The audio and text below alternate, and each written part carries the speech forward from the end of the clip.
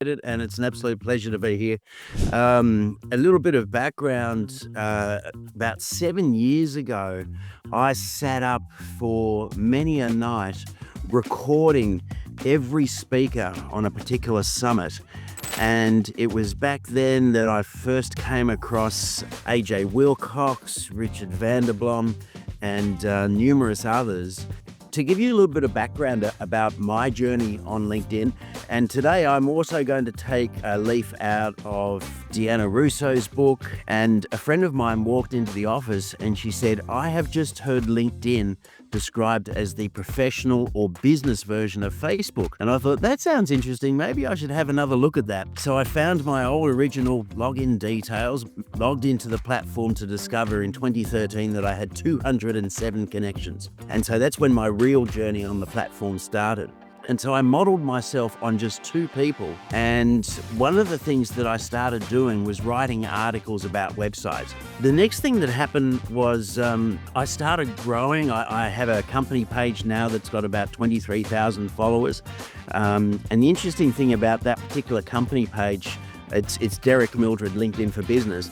And I built the following on that company page by publishing articles that I never wrote. They were just articles about LinkedIn by people on LinkedIn who were sharing articles with LinkedIn. I didn't have time to write them. I just shared the things and gave them an intro. So that was one of the ways that I built a company page. The other thing that I've done is I've built my own personal profile now to over 90,000 followers. And that's been a journey in itself. And one of the things that I started doing was that I started connecting with people with big followings. And I had a valuable lesson about 4 years ago when a lady by the name of Bridget Hyacinth, who I had connected with and had become friends with, she had 1.5 million followers at the time. And she commented on one of my posts. That one comment of Bridget's back then had 100,000 views to my post overnight. Okay, so that then taught me, okay, I've got to do something with more and more of these influencers. So then I started researching these influencers. I started following their content. I started liking and, more importantly, leaving meaningful comments on as many of their posts as I could, as consistently as I could. And I started to build a connection with them before I actually reached out and sent them a request to connect. And so what literally happened is I started to have more and more of these influencers that I was connecting with. I was building more and more relationships with them.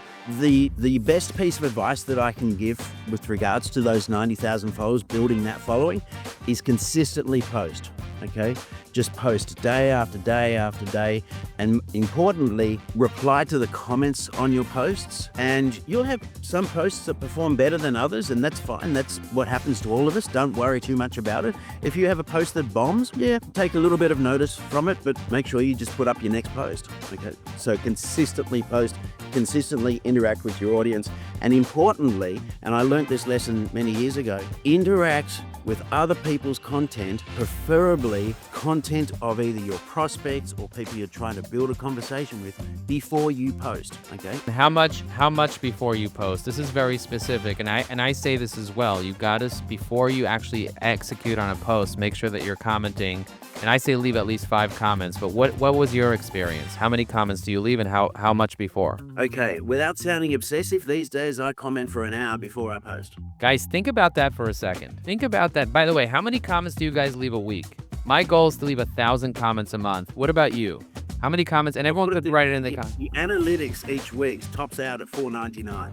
So it says in LinkedIn.com/dashboard, it says that you left 499 comments during the week. Wow, that's incredible. Tops out at that. So the first thing to do with these influencers is to understand 2 things. They're regular people just like you and I, so don't feel intimidated. The second thing to understand is because of the size of their following, they get approaches every single day, okay? And some of them wind up with an inbox with hundreds of messages going into it every single day. So if they don't get your message, continue to interact with their content and just be patient. Okay, so don't pitch them. Instead, what you do is you work on building that conversation, okay? And you start that via their content. Thank you so much, Derick.